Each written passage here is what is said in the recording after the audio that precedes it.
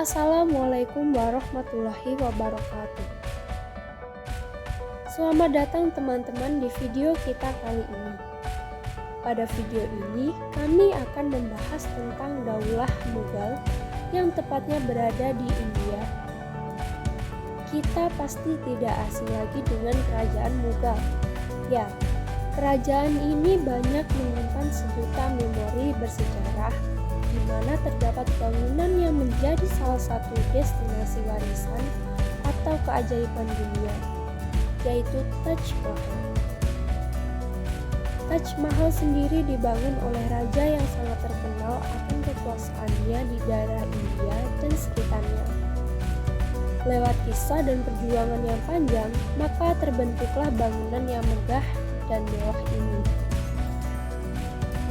Sebelum kita membahas lebih jauh tentang bangunan ini, mari kita simak sejarah dan perkembangan Daulah Mughal ini, di mana terdapat umat Muslim dan Hindu hidup saling berdampingan. Sejarah Kerajaan Mughal. Mughal merupakan kerajaan Islam di anak benua India dengan Delhi sebagai ibu kotanya, yang berdiri pada tahun 1526 hingga 1858 Masehi. Dinasti Mughal di India didirikan oleh seorang peziarah dari Asia Tengah yang bernama Zahiruddin Muhammad Babur pada tahun 1482 hingga 1530 Masehi. Zahiruddin Muhammad Babur merupakan salah satu cucu dari Timur Leng dari etnis Mongol, keturunan Genghis Khan yang telah masuk Islam dan pernah berkuasa di Asia Tengah pada abad ke-15. Di usia 11 tahun, Babur telah mewarisi daerah Fergana dari ayahnya. Sejak muda, dia telah berambisi menaklukkan Samarkand, kota penting di Asia Tengah kala itu. Dengan bantuan Raja Ismail I dari kerajaan Safawi, Babur berhasil menaklukkan Samarkand pada 1494 Masehi. Satu dekade kemudian, ia menduduki kekuasaan di Kabul, ibu kota Afghanistan, dan segera memusatkan perhatiannya pada India. Kala itu, India dikuasai oleh Ibrahim Lodi dari Kesultanan Delhi yang pemerintahannya sedang tidak stabil. Babur kemudian memimpin bala tentaranya menuju Delhi dan terjadilah pertempuran Panipat I pada 21 April 1526 Masehi. Ibrahim Lodi bersama ribuan pasukannya meninggal dalam serangan itu. Dan tidak lama kemudian, Babur mendirikan Kesultanan Mughal. Dengan demikian terbentuklah Kerajaan Mughal di India.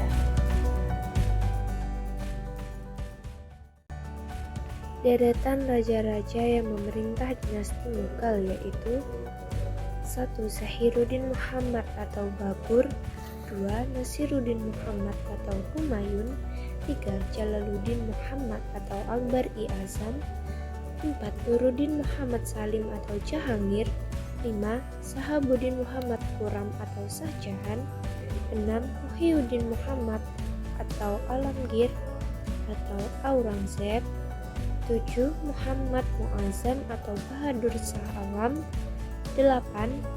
Muizuddin Muhammad atau Jahandar Shah, 9. Farrukhsiyar, 10. Rafi'ud Darajat, 11.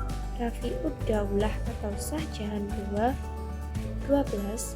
Rosan Akhtar atau Muhammad Shah, 13. Ahmad Shah Bahadur, 14. Azizuddin atau Alamgir II, 15. Muhyiddin Milad atau Shah Jahan III, 16.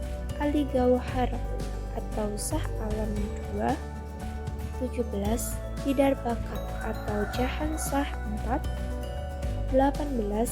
Mirza Akbar atau Akbar Shah II, 19. Abu Zafar Sirajuddin Muhammad atau Bahadur Shah II.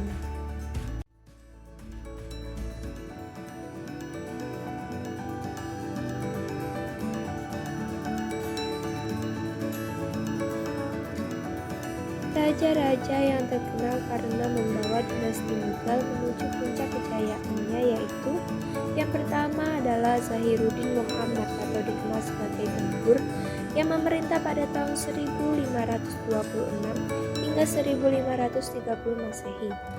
Babur adalah seorang penakluk dari Asia Tengah yang mendirikan Wangsa Mughal di India.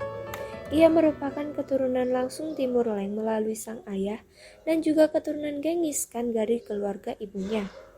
Atas dasar kenyataan sejarah, kerajaan Mughal merupakan warisan dari kebesaran Timur Leng, pendiri dinasti Timurid di Persia dan Asia Tengah. Babur mendirikan Kesultanan Mughal pada 30 April 1526 dan memerintah hingga 26 Desember 1530. Yang kedua yaitu Nasiruddin Muhammad atau Humayun yang memerintah pada tahun 1530 hingga 1556 Masehi. Nasiruddin Muhammad atau yang dikenal sebagai Humayun lahir pada 7 Maret 1508. Ia merupakan kaisar Mughal kedua yang berhasil menguasai wilayah cukup besar yang saat ini menjadi bagian dari Afghanistan, Pakistan, dan bagian utara India. Semasa kepemimpinannya, Humayun sempat kehilangan wilayah Mughal kepada Sher-Shah Suri, pendiri Kekaisaran Sur di India Utara. Beruntung, Humayun, penerus kerajaan Mughal berhasil merebut kembali kekuasaannya dari Sher-Shah Suri 15 tahun kemudian dengan dibantu dinasti Iran Safawiyah. Yang ketiga yaitu Jalaluddin Muhammad atau Akbar-i-Azam yang memerintah pada tahun 1556 hingga 1605 Masehi. Jalaluddin Muhammad atau Akbar-i-Azam adalah Sultan Mughal ketiga yang memerintah sejak 15 Oktober 1556 hingga 27 Oktober 1605. Ia diangkat menjadi sultan ketika masih berusia 13 tahun karena menggantikan ayahnya Humayun yang wafat di kala itu. Meskipun usianya terbilang masih sangat muda, Jalaluddin mampu memimpin dengan sangat baik, bahkan membawa kerajaannya menuju puncak kejayaan. Di bawah kendalinya, Kesultanan Mughal tidak hanya maju di bidang politik dan militer, tetapi juga di bidang ekonomi, pendidikan, arsitektur, seni dan budaya, serta keagamaan. Pada akhir pemerintahannya, kerajaan Mughal berhasil menguasai wilayah yang cukup besar di bagian utara India. Jalaluddin pun menjadi sosok yang paling dihargai karena memiliki pemikiran yang liberal terhadap agama, budaya, dan kepercayaan. Yang keempat yaitu Nuruddin Muhammad Salim atau yang dikenal sebagai Jahangir yang memerintah pada tahun 1605 hingga 1628 Masehi. Setelah Jalaluddin Salim, raja yang selanjutnya memimpin dinasti Mughal adalah Nuruddin Muhammad Salim atau yang dikenal dengan nama Jahangir yang lahir pada 30 Agustus 1569 sebagai anak ketiga dan kedua yang hidup dari Jalaluddin Akbar. Kejayaan yang diraih Akbar pun masih dapat dipertahankan oleh putranya yang memerintah Kesultanan Mughal sejak 1605 hingga 1627 ini. Di bawah kekuasaannya, Mughal memiliki pertahanan militer yang tangguh dan sukar ditaklukkan. Selain itu, sistem pemerintahan yang telah diterapkan oleh Akbar juga membawa kemajuan dalam segala bidang lainnya. Yang kelima yaitu Shahabuddin Muhammad Khurram atau Shah Jahan yang memerintah pada tahun 1628 hingga 1658 Masehi. Shahabuddin Muhammad Khurram atau Shah Jahan adalah Sultan Mughal kelima yang memerintah sejak 19 Januari 1628 hingga 31 Juli 1658 Masehi. Pada masa kepemimpinannya, Shah Jahan kerap mendapat ujian terhadap politik toleransi Mughal dan tercatat terjadi 2 kali pemberontakan. Pemberontakan yang pertama datang dari Raja Jodhar Singh Gundela yang berupaya memberontak dan mengacau keamanan tetapi berhasil ditumpas. Pemberontakan yang kedua datang dari Afgan Bir Lodi atau Khan Jahan yang merupakan gubernur dari provinsi bagian selatan. Yang pada akhirnya pemberontakan berhasil dipatahkan pada tahun 1631 dan Khan Jahan dihukum mati. Ketika Shah Jahan berkuasa, ia memerintahkan untuk membangun Taj Mahal yang menjadi salah satu bukti kemajuan di bidang arsitektur Mughal. Sama seperti kebanyakan raja lainnya, Shah Jahan memiliki banyak istri. Namun dari semua istrinya, sang kaisar hanya mencintai satu istrinya yang bernama Mumtaz Mahal. Keduanya menikah di tahun 1612. Yang sayang, pernikahan itu tidak berjalan lama karena di tahun 1631 sang istri meninggal setelah melahirkan anak mereka yang ke-14. Meninggalnya Mumtaz Mahal membuat Shah Jahan sangat terpukul. Dia pun memerintahkan untuk membangun sebuah makam yang spektakuler untuk Mumtaz Mahal yang bukan hanya sebagai bukti cintanya, melainkan pembangunan Taj Mahal juga merupakan penghormatan atas kesetiaan sang istri selama masa hidupnya. Yang keenam yaitu Muhyiddin Muhammad atau Alamgir atau juga yang dikenal sebagai Aurangzeb yang memerintah pada tahun 1658 hingga 1707 Masehi. Muhyiddin Muhammad atau Alamgir lahir pada 4 November 1618 di Mughal. Ia merupakan putra dari Shah Jahan dan Mumtaz Mahal. Ketika sang ayah wafat, Aurangzeb atau Alamgir ditunjuk untuk duduk di singgasana pada tahun 1658. Ia kemudian menerapkan banyak kebijakan baru. Pada masa kekuasaan Aurangzeb, pemerintahan daerah dipegang oleh seorang Sipah Salar atau kepala komandan. Selain itu, para pejabat daerah diharuskan mengikuti latihan kemiliteran. Selain tegas, Aurangzeb juga terkenal sederhana. Menurut sejarah, ia adalah sosok yang sangat taat beragama dan kerap menolak memakai uang negara untuk kehidupan pribadinya. Pada masa pemerintahannya, pajak dihapuskan, harga bahan pangan diturunkan dan korupsi diberantaskan. Selama 1,5 abad, Kesultanan Mughal menjadi negara adikuasa yang menguasai perekonomian dunia, mengalahkan dinasti Qing di Cina dan Eropa Barat. Berkat keberhasilannya, Aurangzeb bahkan disebut-sebut sebagai Raja Mughal terbesar melebihi Raja Akbar. Perkembangan dan kemajuan Kerajaan Mughal. Bidang politik dan administrasi pemerintahan. Dinasti Mughal berhasil menguasai Jundar, Gond, Chittor, Champapat, Kalinjar, Gujarat, Surat, Bihar, Bengal, Kashmir, Orissa, Deccan, Bawil, Narhala, Ahmadnagar, dan Asifgah, serta konsolidasi kekuatan. Usaha ini berlangsung hingga masa pemerintahan Aurangzeb untuk menjalankan roda pemerintahan secara militeristik. Pemerintahan daerah dipegang oleh seorang Sipah Salar atau kepala komandan, sedang subdistrik dipegang oleh Faujdar atau komandan. Jabatan-jabatan sipil juga diberi jenjang kepangkatan yang bercorak kemiliteran. Pejabat-pejabat tersebut memang diharuskan mengikuti latihan militer. Politik yang digunakan adalah politik toleransi universal atau disebut sulakul. Dengan politik ini, semua rakyat India dipandang sama. Mereka tidak dibedakan karena perbedaan etnis dan agama. Politik ini dinilai sebagai model toleransi yang pernah dipraktikkan oleh penguasa Islam. Pemerintahan Mughal menganut sistem monarki absolut, tidak mengenal undang-undang tertulis, dan keputusan raja merupakan hukum tertinggi. Para pejabat dipindahkan dari sebuah jagir kepada jagir lainnya untuk menghindarkan mereka mencapai keinginan yang besar dalam sebuah wilayah tertentu. Jagir sendiri adalah sebidang tanah yang diperuntukkan bagi pejabat yang sedang berkuasa. Dengan demikian, tanah yang diperuntukkan tersebut jarang sekali menjadi hak milik pejabat, kecuali hak-haknya dipakai.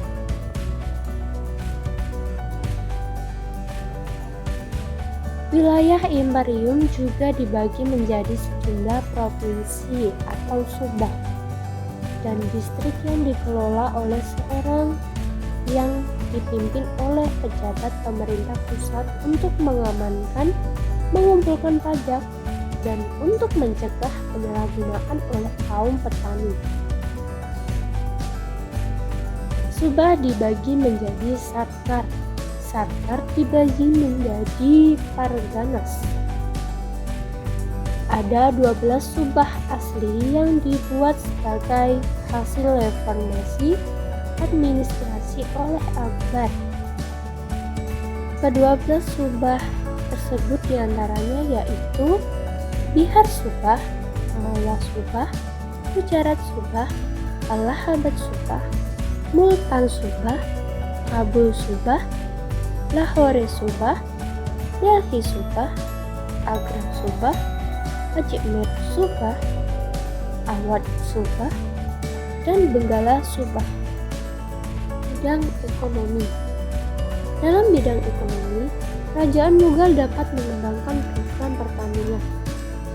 Setiap perkampungan petani dikepalai oleh seorang pejabat lokal yang dinamakan Muqaddam atau Patel, yang mana kedudukan yang dimilikinya dapat diwariskan, bertanggung jawab kepada atasannya untuk menyetorkan penghasilan dan menghindarkan tindak kejahatan. Sumber keuangan negara lebih banyak bertumpu pada sektor pertanian.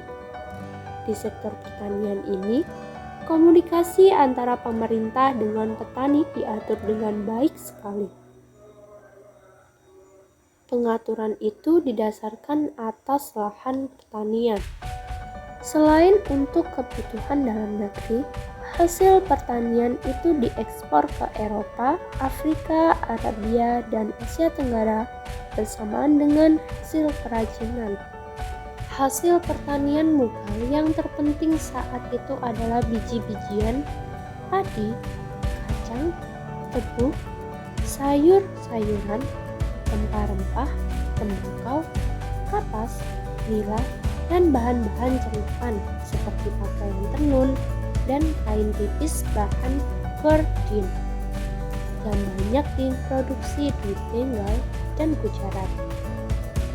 Untuk meningkatkan produksi, Jehangir mengizinkan Inggris dan Belanda mendirikan pabrik pengolahan hasil pertanian di Surat. Sistem pengumpulan pajak yang diberlakukan pada beberapa provinsi utama pada imperium ini. Perpajakan dikelola sesuai dengan sistem zabt. Sejumlah pembayaran tersebut dibebankan pada tiap unit tanah dan harus dibayar secara tunai. Besarnya beban tersebut didasarkan pada nilai rata-rata hasil pertanian dalam 10 tahun terakhir. Hasil pajak yang terkumpul dipercayakan kepada Jagirdar, tetapi para pejabat lokal yang mewakili pemerintah pusat mempunyai peran penting dalam pengumpulan pajak. Di tingkat subdistrik, administrasi lokal dipercayakan kepada seorang Haunward yang menjaga jumlah pajak lokal dan yang melakukan pengawasan terhadap agen-agen Jagirdar, dan seorang Chaudhry yang mengumpulkan dana atau uang pajak dari zamindar. Dan selanjutnya terdapat bidang agama. Pada masa Akbar, dia memproklamasikan sebuah cara baru dalam beragama, yaitu konsep din ilahi. Karena aliran ini, Akbar mendapat kritik dari berbagai lapisan umat Islam. Bahkan, Akbar dituduh membuat agama baru, tetapi pada kenyataannya, dinilai bukanlah sebuah ajaran tentang agama Islam. Namun, konsepsi itu merupakan upaya mempersatukan umat-umat beragama di India. Sayangnya, konsepsi tersebut mengesankan kegilaan Akbar terhadap kekuasaan dengan simbol-simbol agama yang dikedepankan. Kemudian perbedaan kasta di India juga membawa keuntungan terhadap perkembangan Islam. Seperti pada daerah Bengal, Islam langsung disambut dengan tangan terbuka oleh penduduknya, terutama dari kasta rendah yang merasa disia-siakan dan dikutuk oleh golongan Arya Hindu yang angkuh. Dan terdapat juga pengaruh Persia yang sangat kuat. Hal itu terlihat dengan digunakannya bahasa Persia menjadi bahasa resmi Mughal dan bahasa dakwah.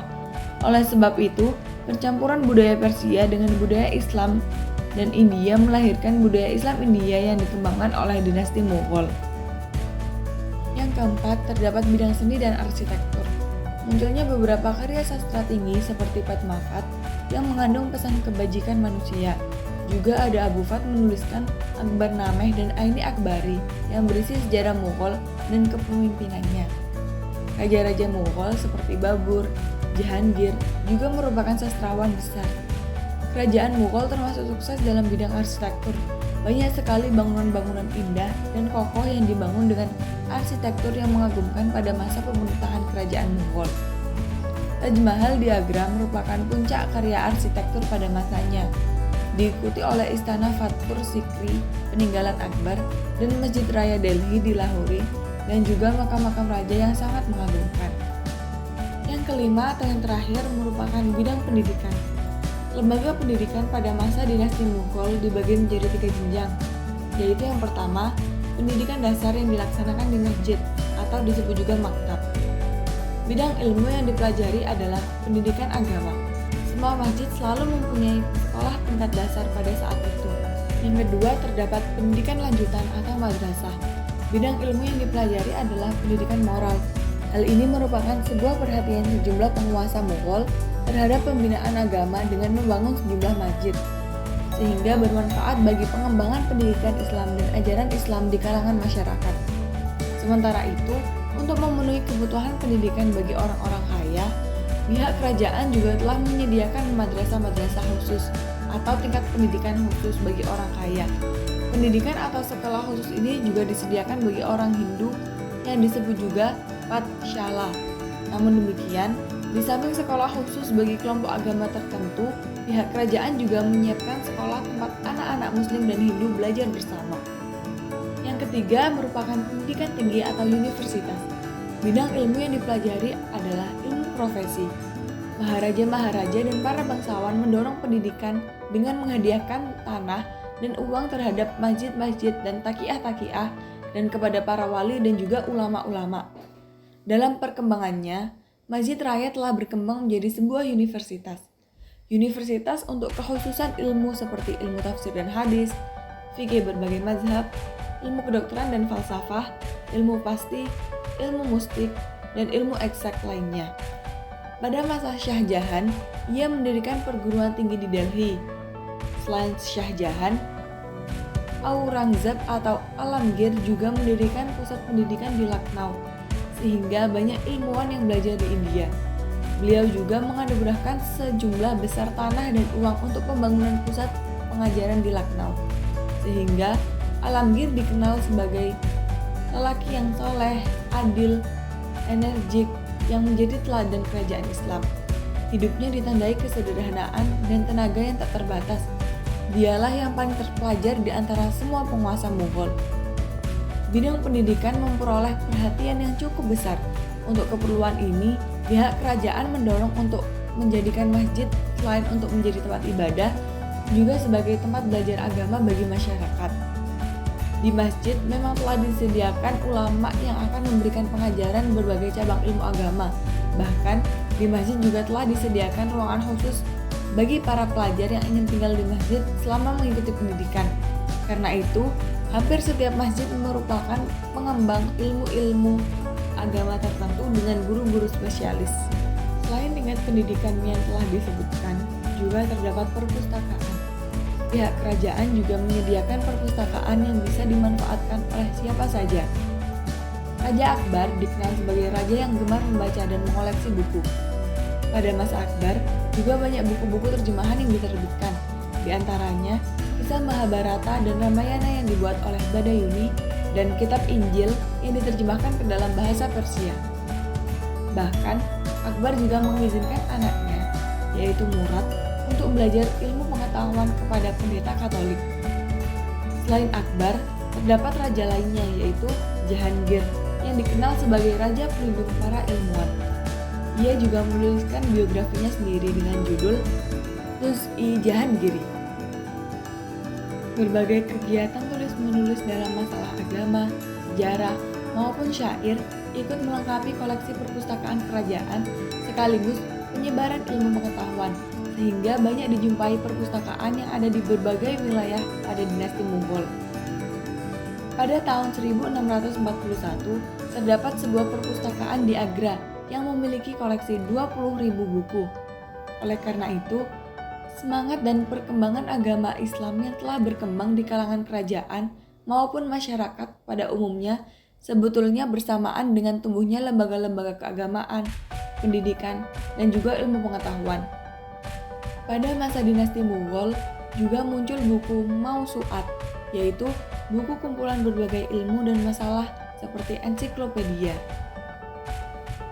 Pada masa dinasti Mughal juga terdapat Khanqah atau pesantren. Pencetus Khanqah atau pesantren yang dipimpin oleh ulama atau wali.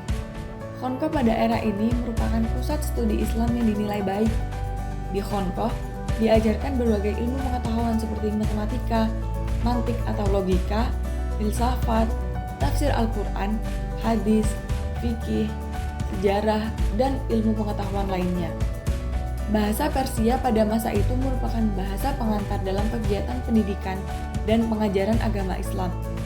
Pendidikan yang diselenggarakan ini diikuti oleh siapa saja, baik laki-laki maupun perempuan. Karena itu, sejumlah kaum wanita dari keluarga terdidik, misalnya Gulbadan Begum, Maham Anga, Nurjahan, Mumtaz Mahal, Jahan Arah Begum, dan lainnya yang kemudian menjadi penulis yang terampil. Perkembangan Khanqah ini berlangsung pesat memperoleh dukungan dari para bangsawan. Selain lembaga pendidikan pada masa dinasti Mughal tersebut, juga terdapat lembaga pendidikan dinasti Mughal pada masa pembaharuan. Yang pertama, Madrasah Darul Ulum di India. Madrasah ini diemban selama 6 tahun, mengikuti silabus, menempuh ujian formal, dan mengikuti kegiatan belajar mengajar. Sekolah ini terkenal karena karya-karyanya terdapat dalam hadis. Dan pada abad ini dibangun jaringan sekolah yang masih terus tumbuh hingga sekarang. Ajaran yang dibawa oleh Syah Waliullah dan kemudian yang diteruskan oleh anaknya, yaitu Syah Abdul Aziz, dan selanjutnya diteruskan oleh Sayyid Ahmad Syahid serta pengikutnya. Dalam pelaksanaannya, banyak terdapat keserupaan dengan ajaran Wahabiyah dari Arab. Dan yang banyak dilaksanakan adalah ajaran pemurnian praktek umat Islam dari berbagai macam bid'ah. Yang kedua, terdapat Sekolah Mohammedan Anglo-Oriental College atau MOAC di India. Latar belakang didirikannya MOAC di India adalah hancurnya gerakan Mujahidin dari dinasti Mughal sebagai akibat dari pemberontakan 1857, serta hasil pemikiran oleh pendirinya yaitu Sayyid Ahmad Khan. Sayyid Ahmad Khan melihat bahwa umat Islam mundur karena mereka tidak mengikuti perkembangan zaman. Peradaban Islam klasik telah hilang dan telah timbul peradaban baru di Barat. Dasar peradaban baru ini ialah ilmu pengetahuan dan teknologi. Inilah yang menjadi sebab utama bagi kemajuan dan kekuatan orang Barat. Ilmu pengetahuan dan teknologi modern adalah hasil pemikiran manusia. Tetapi, sebagai orang Islam yang percaya kepada wahyu, ia berpendapat bahwa kekuatan akal tidak terbatas, karena ia percaya pada kekuatan dan kebebasan akal. Ia juga percaya terhadap kebebasan dan kemerdekaan manusia dalam menentukan kehendak dan melakukan perbuatan. Dalam kata lain, ia mempunyai qadariyah atau free will and free act dan tidak menganut paham jabariyah atau fatalism. Sayyid Ahmad Khan berpendapat bahwa manusia dianugerahi Tuhan dengan berbagai daya, di antaranya daya berpikir yang disebut akal dan fisik untuk mewujudkan kehendaknya. Inilah pokok-pokok pemikiran Sayyid Ahmad Khan mengenai pembaharuan dalam Islam. Ide-ide yang dikemukakannya terdapat banyak kesamaan dengan pemikiran Muhammad Abduh di Mesir. Keduanya pemuka pembaharuan ini sama-sama memberi penghargaan tinggi pada akal manusia, sama-sama menganut paham Qadariyah, sama-sama percaya kepada hukum alam ciptaan Tuhan, sama-sama menentang taklid, dan sama-sama membuka pintu ijtihad yang dianggap tertutup oleh umat Islam pada umumnya di waktu itu. MOAC dibentuk sesuai dengan model sekolah di Inggris, dan bahasa yang dipakai di dalamnya juga bahasa Inggris. Begitu juga dengan guru dan para stafnya banyak terdiri dari orang-orang Inggris. Ilmu pengetahuan modern merupakan sebagian besar dari mata pelajaran yang diberikan. Banyak yang mengatakan sekolah-sekolah Inggris yang diasuh pemerintah, pendidikan agamanya tidak diajarkan. Padahal di MOAC, pendidikan agama Islam dan ketaatan siswa menjalankan ajaran agama diperhatikan dan dipentingkan. MOAC bukan hanya bagi orang Islam, tapi juga bagi orang-orang Hindu, Parsi, dan Kristen. Dan yang ketiga atau yang terakhir terdapat Universitas Muslim Aligarh di India. Ide-ide pembaharuan yang dicetuskan oleh Sayyid Ahmad Khan dianut dan disebarkan oleh murid serta pengikutnya, yang kemudian muncullah Universitas Aligarh, yang mana sebelumnya merupakan Mohammedan Anglo-Oriental College atau MOAC. Setelah ditingkatkan menjadi universitas dengan nama Universitas Islam Aligarh di tahun 1920, perguruan tinggi ini meneruskan tradisi sebagai pusat gerakan pembaharuan Islam di India. Pada tahun 1875, Sayyid Ahmad Khan yang merupakan pendiri MOAC yang kemudian menjadi Universitas Muslim Aligarh dengan model Oxford dan Cambridge dan yang bertujuan melahirkan kaum berpendidikan.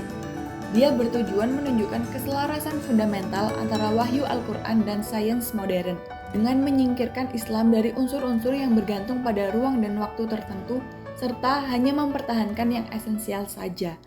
Dia juga menggunakan ijtihad untuk menggantikan penafsiran historis.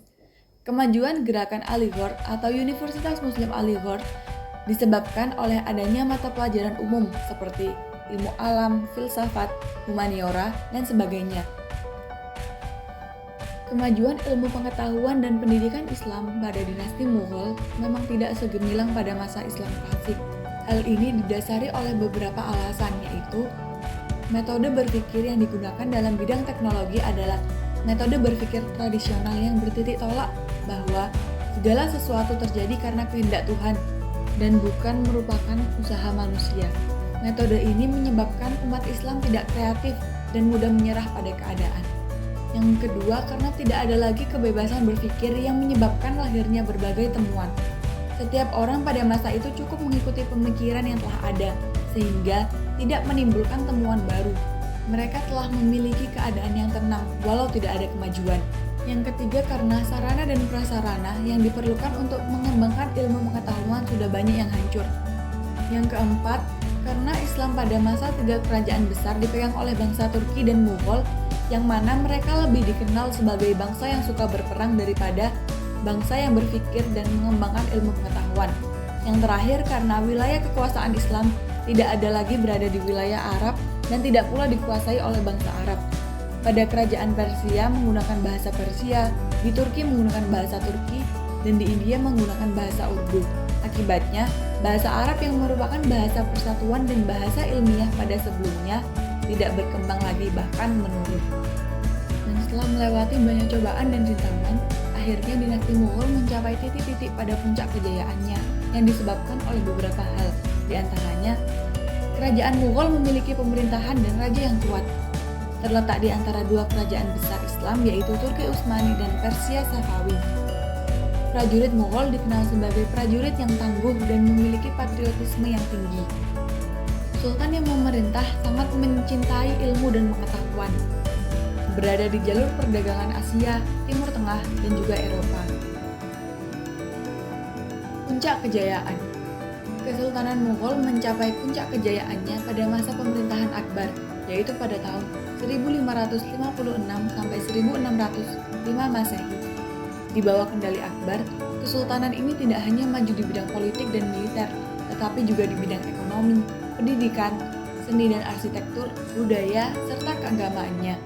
Kejayaan yang diraih Akbar masih dapat dipertahankan oleh 3 sultan berikutnya, yaitu Jahangir pada tahun 1605 sampai 1628 Masehi, yang kemudian dipimpin oleh Shah Jahan pada tahun 1628 sampai 1658 Masehi, dan terakhir dipimpin oleh Alamgir atau Aurangzeb pada tahun 1658 sampai 1707 Masehi. Pada periode tersebut, Kesultanan Mughal memiliki pertahanan militer yang tangguh dan sukar ditaklukkan. Kestabilitasan politik karena sistem pemerintahan yang diterapkan Akbar juga membawa kemajuan dalam segala bidang lainnya. Masa kemunduran Kesultanan Mughal. Setelah berada pada titik-titik kejayaannya, Kesultanan Mughal yang perlahan runtuh yang disebabkan oleh beberapa hal atau faktor internal maupun eksternalnya. Yang menjadi sebab runtuh pada faktor internal yaitu semua pewaris tahta kerajaan pada paruh terakhir adalah orang-orang yang lemah dalam bidang kepemimpinan. Pendekatan Aurangzeb yang terlampau kasar dalam melaksanakan ide-ide Puritan dan kecenderungan asketisnya, sehingga konflik antar agama sangat sukar diatasi oleh sultan-sultan sesudahnya. Perebutan kekuasaan, lemahnya kontrol pemerintah pusat, kemerosotan moral dan hidup mewah di kalangan elit politik yang mengakibatkan pemborosan dalam penggunaan uang negara.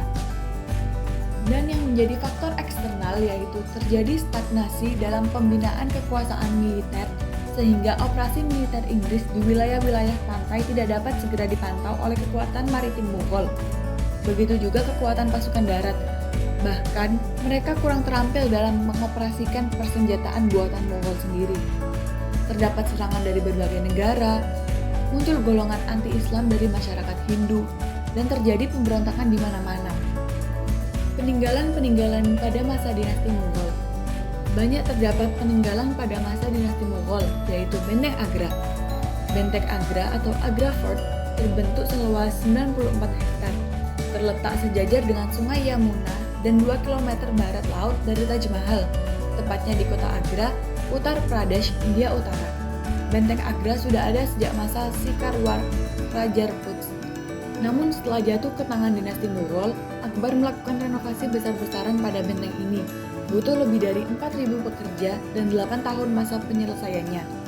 Kota Agra pun dijadikan sebagai ibu kota kerajaan Mughal dan menjadikan benteng ini sebagai kediaman utama kaisar-kaisar dinasti Mughal sampai tahun 1638 Masehi.